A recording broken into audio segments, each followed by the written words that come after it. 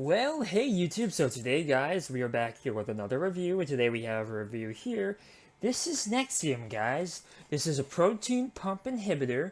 It works in a way that kind of helps lower the acid levels in your stomach, guys. I know this isn't the typical video I want to make on this channel. However, I don't really have much technology to review at the moment, so you have to get a little bit creative.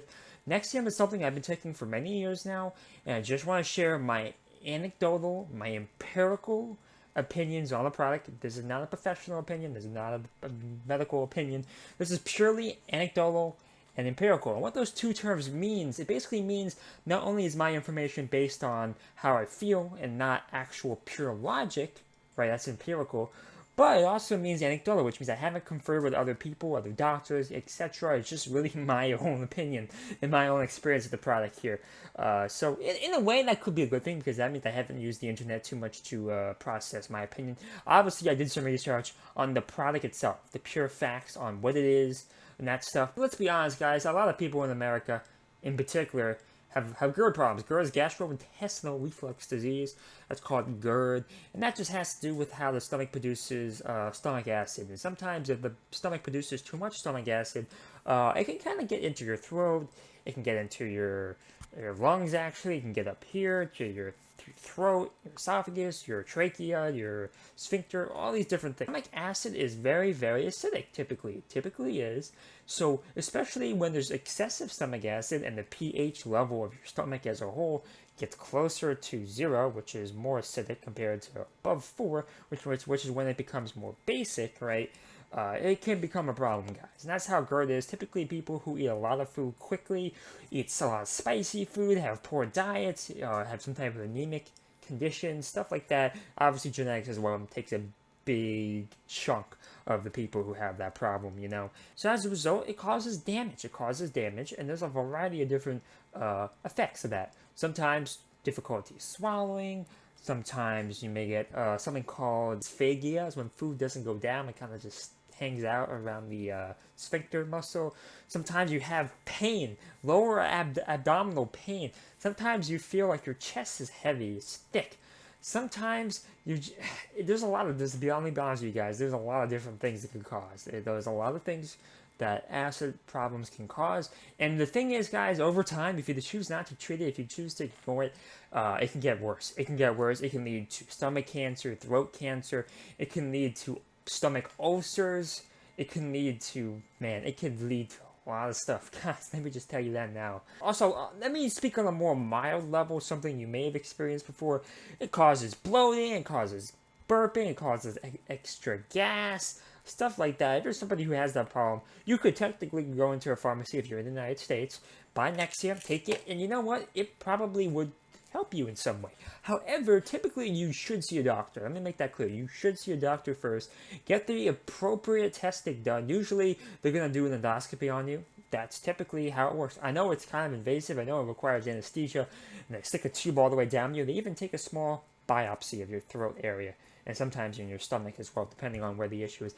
I know it sounds invasive, but when it comes to something this important, it's not something you just want to guess on, man. So, see a doctor, and maybe they'll try something like this first before they do it. But I'll be honest with you, based on my experience, they really like to get down under the problem first. Because, let's say it's something more serious. They want to make sure. Get the endoscopy, they'll take a biopsy, and they'll give you the results, and there's a variety of different things they could find. There's a type of acid reflux when the pH levels of the stomach are too low, but that actually means more acidic. That's called H. pylori. H. pylori is when the cause of a bacterial infection that lives in your stomach. It could be indefinitely if you don't do anything about it. It causes the pH level to be too acidic, causing pain, causing a lot of GI problems. That's H. pylori. That's one type of. And Nexium is a treatment. They usually go with a prescription strength as well, among other different things.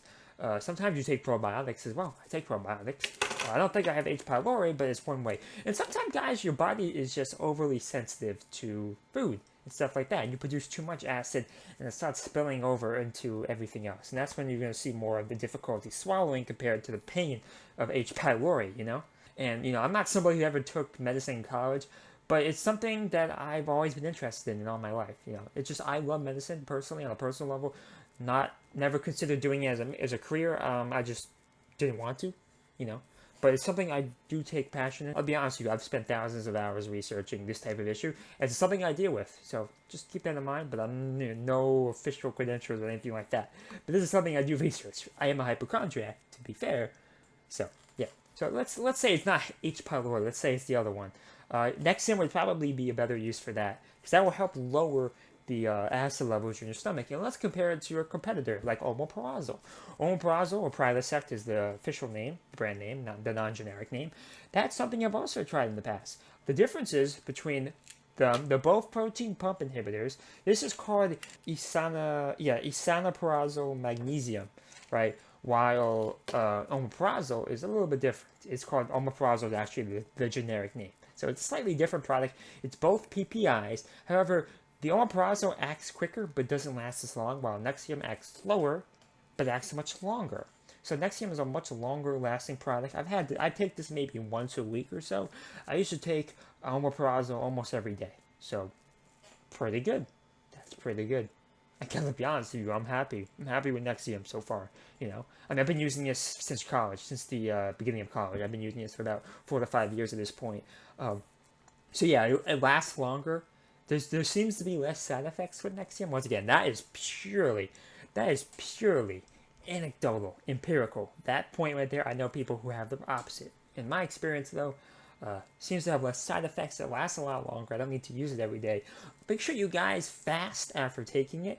I suggest not eating for about 3 hours or so after taking it. That's what I've noticed is the best. So I usually take it right before I go to sleep. That's what I've noticed. But keep in mind, guys, this is important. Certain antidepressants, certain medicines actually conflict with this. For example, a medicine called gabapentin, which is a common medicine used for anxiety, schizophrenia as well, actually, and bipolar depression, all that stuff. You cannot actually take that with Nexium. You can, but you have to wait 3 hours. Otherwise, there's an interaction. Specifically, not with Nexium itself, but with the gabapentin won't activate properly. So keep that in mind. And I know, guys, I know way too much about medicine. I really do. I spend so much time researching this, So, guys, more on the actual product itself.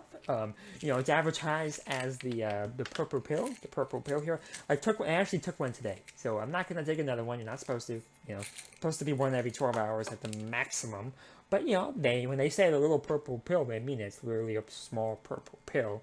And it's really easy to swallow, which is great, because one problem I have with Omeprazole is sometimes those capsules are humongous. And the thing is, if you're taking Omeprazole or Nexium here, potentially you have a problem with your throat. And maybe you can't swallow properly. And, it boggles my mind why the Prilosec pill is so big. It doesn't have to be, this is small. And I like it small. This is the bigger box. It comes with 42. This will last you a long time. They make them in 12, make them in 24, and then they make it here in 42. So you can find this in all the major retailers, all the CVS pharmacies, all the Walgreens, right? Walgreens Boots Alliance. That's the actual name of the company. You guys know the parent company is called Walgreens Boots Alliance. That's a fun fact. Look it up. Wikipedia that. It's a fact. I just took that from that big rap battle, if you know what I'm talking about. But yeah, I'm not joking though. Rite Aid as well has it, but also more of the major normal supermarket chains, Walbaum's, Wegmans. You won't see it in Whole Foods. Whole Foods is more specialty. Same thing with Trader Joe. You won't see it there, but I know Walbaum's is kind of bankrupt at this point. But any major brand that's more of the Stop and Shop, ShopRite, stuff like that, you're gonna find this. You're gonna find this here. You'll find it there. You can always buy it online, guys. I'm gonna have an Amazon link down below. I actually buy this on Amazon. It comes from the official company. Whoever makes Nexium, what is it, Pipser, or whatever, or Bayer, one of those two companies. So they officially have it on Amazon. It's a fair price too. You're not overpaying for it. Yeah, check it out. Amazon link will be down below. And overall, guys, before I just continue with the ending slate, I recommend it. As much as I can, as much as a random person you meet on the internet can recommend an item. Take that with a grain of salt. I'll be honest with you, because not only is my opinion is anecdotal, empirical, but everyone's case is different. Everybody's problems are different, and you never know for sure exactly what is the best medicine for you. So overall, guys, I'm a fan. I do use it. Amazon link will be down below if you want to do it. I'll try to find an international link for it too. I have no idea what I'm going to find. If you guys don't want to spend any money, make sure you guys like, comment, subscribe, favorite, turn off the ad block. Turn on notification bell on my videos. Check out the P-Bose t-shirt, which is on my website, pbosonline.com at 50% off. Check it out. It's in the link down below. Check out my girlfriend's amazing videos on this channel. And overall, guys, hope you guys are doing okay during this quarantine, and be well. Thank you and bye.